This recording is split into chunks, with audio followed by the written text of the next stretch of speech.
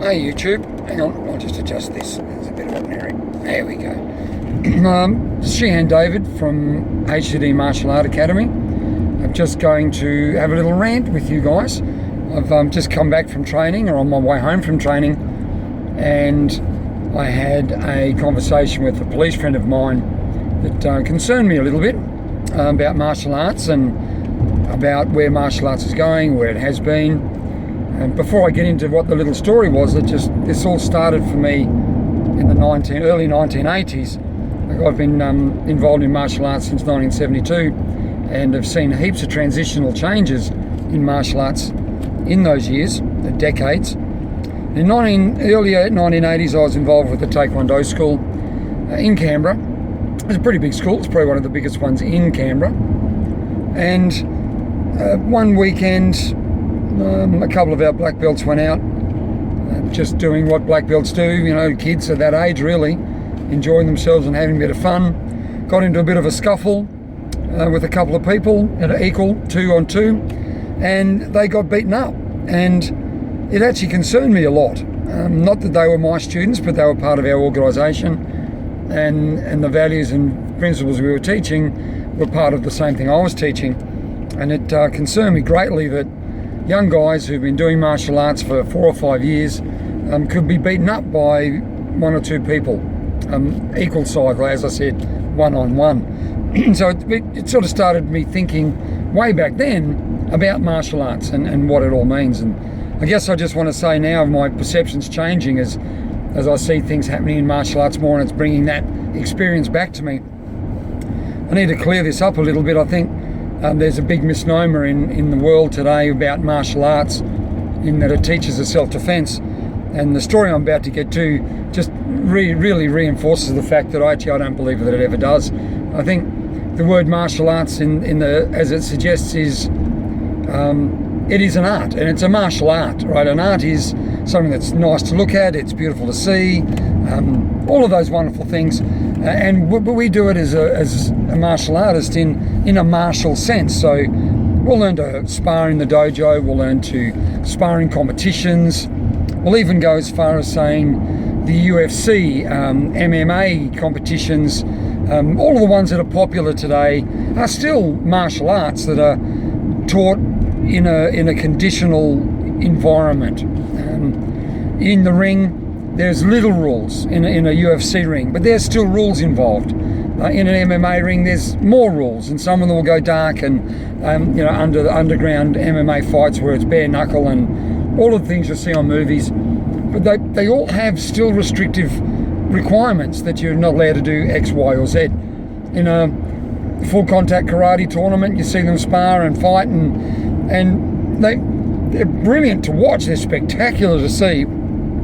In fact, in my opinion, I'd rather see a full contact Okinawan karate tournament than I'd ever want to see a UFC fight, because they abide by some really still good morals and codes of ethics. But what I'm getting to, I guess, is all of these things that we experience in martial arts today is still predominantly, excuse the steering wheel, I'm driving home, predominantly based in a rule environment where we're not allowed to do X, Y, and that really frustrates me.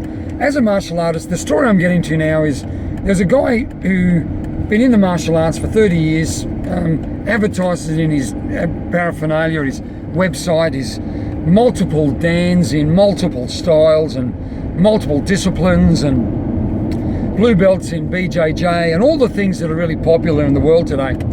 This guy's done them, and he advertises it in his dojos. He charges an exorbitant amount of fees for people to come and train with him. He's got qualified people who've been training, yada yada. As we all know, that's really big in the world. And one of his big core advertising campaigns is that he teaches self-defense to the young and anti-bullying strategies and all those sorts of things. Now that's honourable, and I applaud him for all of that. And please understand here, I'm not having it go what he's doing. I just question, as I'm doing myself now, questioning the fact of the 2 words that everybody uses in martial arts now, and that's self-defense. Now, this story goes, this man walking down the street by himself with his wife, not doing a lot, wasn't in a group of friends, just he and his wife holding hands down, walking along the beach.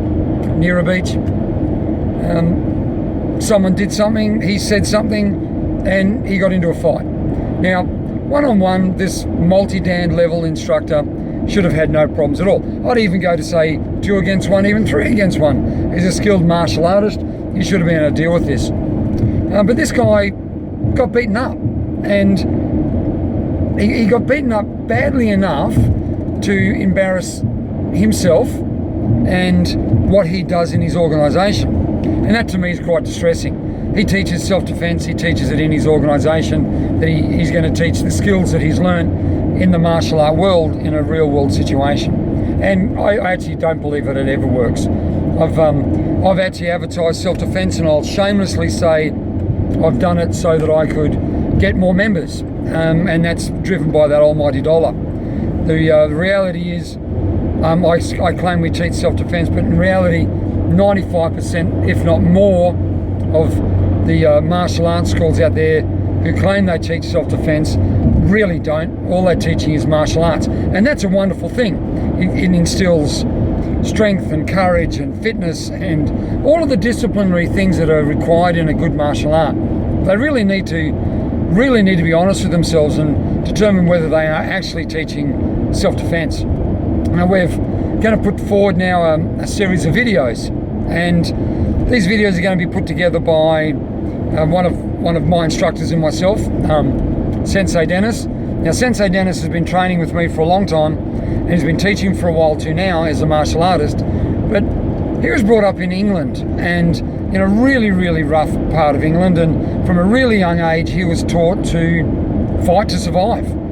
He's now a martial artist and sees what we teach in the style Hyang-Chi-Do is really valuable, and it's helped him calm himself down and his aggression levels and those sorts of things, which is what martial arts are for.